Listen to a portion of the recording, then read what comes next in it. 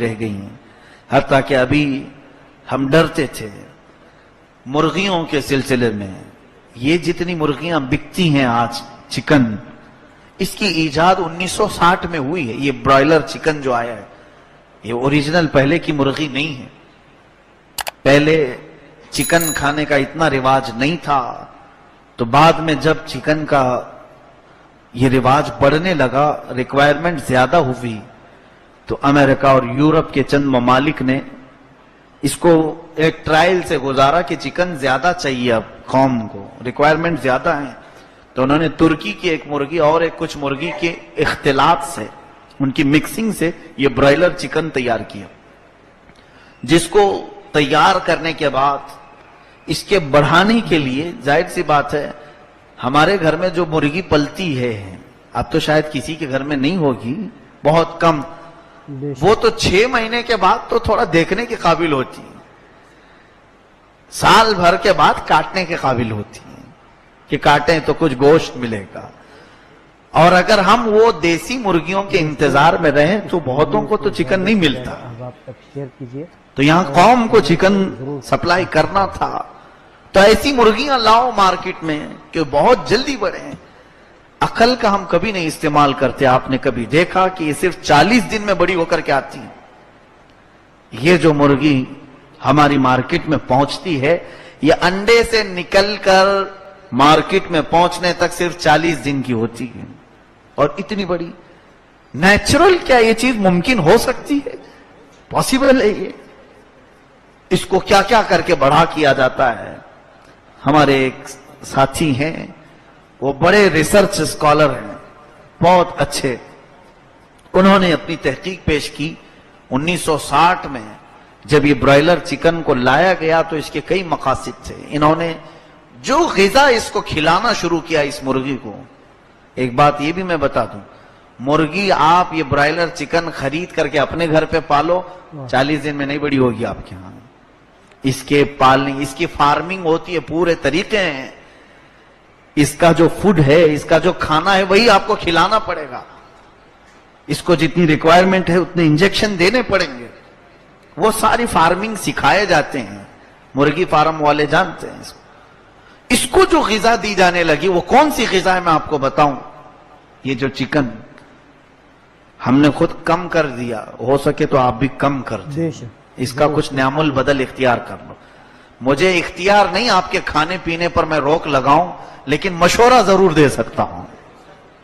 آپ کا اختیار ہے، آپ عمل کرنا چاہیں کر سکتے ہیں. ہاں، اس بات کو سمجھ کے چلیں کہ بعد میں جا کر کے آپ نے یہ نہیں کہنا کہ مفتی صاحب نے چکن کو حرام کہہ دیا ہے. حرام میں نہیں کہہ رہا ہوں، آپ کو اس کے مضر اثرات، اس کے نقصان دہ چیزیں بتا رہا ہوں، صرف اس لیے کہ یہ ہمارے خلاف بنائی گئی مرغی ہے، ہمارے خلاف بنائی گئی مرغی ہے. اس کو لایا گیا مارکیٹ میں، اور امریکہ میں اور یورپ میں سب سے زیادہ جس چیز کا گوشت کھایا جاتا ہے وہ غلیظ جانور ہے.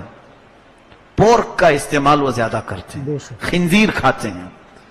تو جب خنزیر کو بھی زیادہ سپلائی کرنا پڑا تو انہوں نے جو غذا بنائی خنزیر کی کہ وہ جلدی بڑا ہونے کے لیے اس کو بھی انجیکشن لگائے جاتے تھے، اور خاص جو غذا کھلائی جاتی تھی، یہ جانوروں کے پیٹ کی اوجھڑیاں سب نکالی جاتی ہیں، انہیں سکھایا جاتا ہے، اور سکھا کر کے اس کو پیس کر کے اس کی غذا بنائی جاتی ہے. اور اس میں خنزیر کے پیٹ کا بھی ہوتا ہے، اس کے پیٹ کا بھی، بیلوں کے پیٹ کا، بھینسوں کے پیٹ کا. وہ غذا جو ہے یعنی اوجھڑی اور گندگی جتنی ہے، اسے سکھا کر اس میں کچھ کیمیکل بنا کر ملا کر ان جانوروں کو کھلاتے ہیں تو تیزی سے بڑھتے ہیں. وہ خنزیروں پر جو انہوں نے ٹرائل کیا تھا، وہی غذا اس برائلر چکن کو بھی کھلائی جانے لگی. سیم وہی غذا، وہی فوڈ جو خنزیر کو کھلا کر فارمنگ کی جاتی. یہ آتھینٹک چیز میں بتا رہا ہوں آپ. یہ جو برائلر چکن کا فیڈ یا اس کا کھانا ہے، یہ سب پورا جو ہے وہی بنا کر کے وہ جڑیوں کو سکھا کر انہیں کھلایا جاتا ہے. یہ کھلائیں گے تبھی بڑی ہوں گی. اچھا چلیے وہ کھا کر کے، کچھ بھی کھا کر کے بڑی ہو، ہمیں اس سے مطلب نہیں. ہماری دیسی مرغیاں تو کیچڑ بھی کھا لیتی ہیں، کچھ بھی. کوئی اگر مجھ سے یہ کہے، مجھے اس کے کھانے پر اعتراض نہیں، لیکن جب اس کے اثرات جسم پر کیا پڑتے ہیں یہ دیکھا گیا.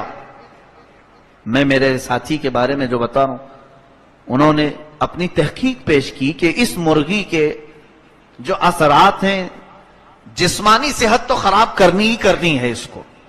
جسم، بہت سارے لوگوں کو جسم پہ آ رہا ہے، ان کے لیے یہ بات ہے کہ ہارٹ، بلڈ پریشر، یہ تمام بیماریاں چکن سے سب سے زیادہ آ سکتی ہیں. یہ برائلر چکن جو 40 دن میں ہمارے گھر میں آئی ہے، اس سے بیماریاں تو ہے ہی ہیں، لیکن جو مجھے لگی بات، ایسی بیماریاں جب پہلی مرتبہ انہوں نے مجھ سے یہ کہا کہ حضرت یہ بہت بیماریاں ہیں، کہا ہم کون سی صحت مند غذا کھا رہے ہیں، ہمارا چاول بھی پاک نہیں آتا، سب بیماریاں کھا رہے ہیں تو یہ ایک بیماری کھا لیں گے کیا؟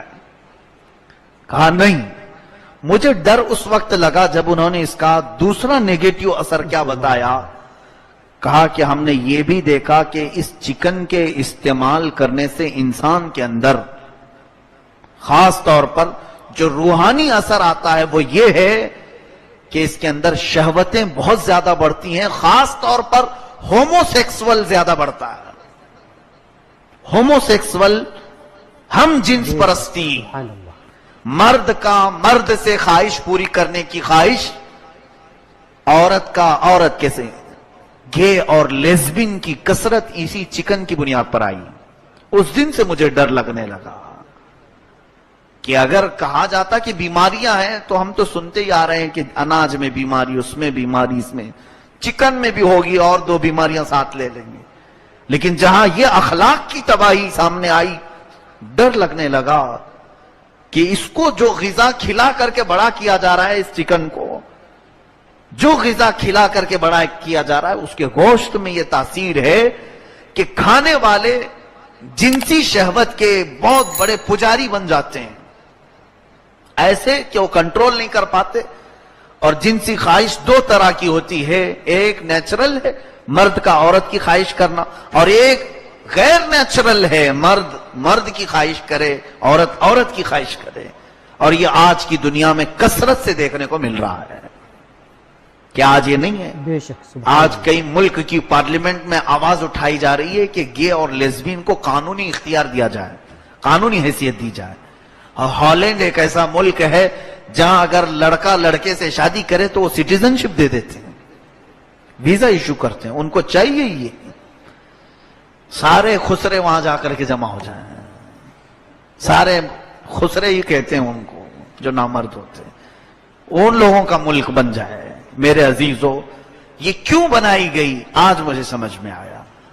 اللہ تعالیٰ نے ان کے مکر اور ان کے دجل اور ان کے فریب سے بچانے کے لیے ہمیں آیت بار بار یہ پڑھائی ہم کو، ورنہ یوں ہی ہر رکعت میں ہی مولا یہ نہیں کہلواتا ہم سے غیر المغضوب علیہم ولا الضالین.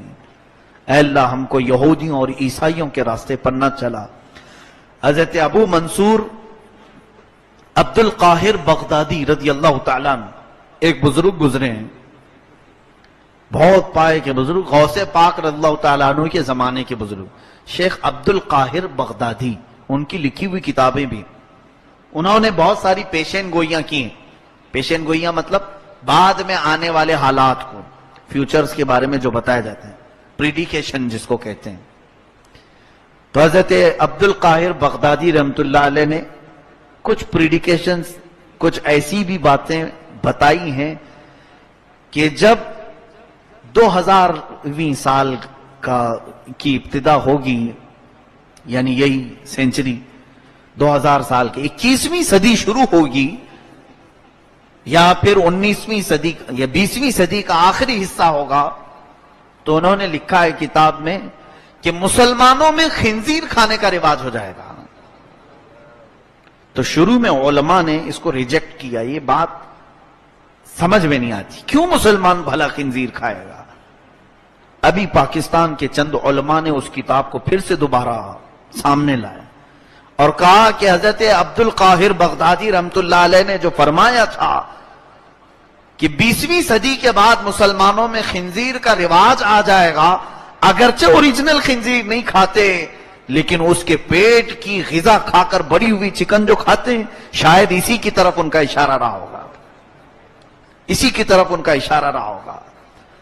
اور ہمارے ایک بزرگ نے بہت پیاری مثال بیان فرمائی، احمد یار خان نعیمی رحمۃ اللہ علیہ، کہ ان مرغیوں کے کھانے کی وجہ سے جو ہماری آج حالت بنی ہے، کوئی آپ یہ مت سمجھیں کہ پورا میٹر مرغی کے خلاف ہو گئے. کچھ تو بات ہے جو کہہ رہا ہوں، کوئی تو بات ہے. مجھے ایسا نہیں ہے کہ میں چکن نہیں کھاتا، میں بھی کھاتا ہوں. اللہ مجھے بھی عمل کی توفیق عطا کرے، آپ کو بھی. جتنا ہو سکے ہم چھوڑ سکیں، جتنا ہو سکے اوائڈ کریں. یہ نہیں ہے کہ ایک ساتھ ہم اپنے معاشرے سے نکال دیں، ایسا مشکل ہے. لیکن جب اس کے مضر اثرات ہمارے سامنے آئے، دیکھیے آپ کو ڈاکٹر، اچھا والا جو ڈاکٹر ہے وہ پہلے یہ بتائے گا کوشش کرو کہ دوائی استعمال نہ ہو، پرہیزی پہ رہو. ہوتا ہے یا نہیں؟ زیادہ سے زیادہ کوشش یہ کرو کہ پرہیز کرو دوائی استعمال کرنے سے، بہتر ہے. یہی بات میں بھی کہہ رہا ہوں، آپ سے یہی میں گزارش کر رہا ہوں کہ وہ وقت نہ آنے پائے کہ اس کی خراب اثرات ہمارے جسموں پر آئے. علامہ احمد یار خان نعیمی رحمۃ اللہ علیہ نے بڑی پیاری بات فرمائی جو لگتی ہوئی ہے. ان دیسی مرغیوں میں اور یہ فارم مرغیوں میں بڑا فرق ہے. ان کی عادتیں کھانے کی وجہ سے ہمارے اندر آئی بھی ویسی ہیں. اس کی بری عادتیں میں بتاؤں، یہ برائلر چکن کی بہت بری عادت، دیسی مرغی میں ایسی نہیں ہوتی ہے لیکن اس کے اندر بہت بری عادت. پہلی عادت تو یہ ہے کہ یہ کبھی بھی اپنا ڈیفنس کرتی نہیں ہے. اس کو آسانی سے کوئی بھی پکڑ سکتا ہے، ہوتا ہے نہیں. اور دیسی مرغی دوڑا دوڑا کے تھکا دے گی آپ کو، نہیں ملتی، ہاتھ میں آتی نہیں. اور یہ جو فارم مرغی ہے تھوڑی دیر کک کک کک کرے اور اس ہاتھ میں آ جائے. یہ زیادہ اپنا ڈیفنس نہیں کرتی.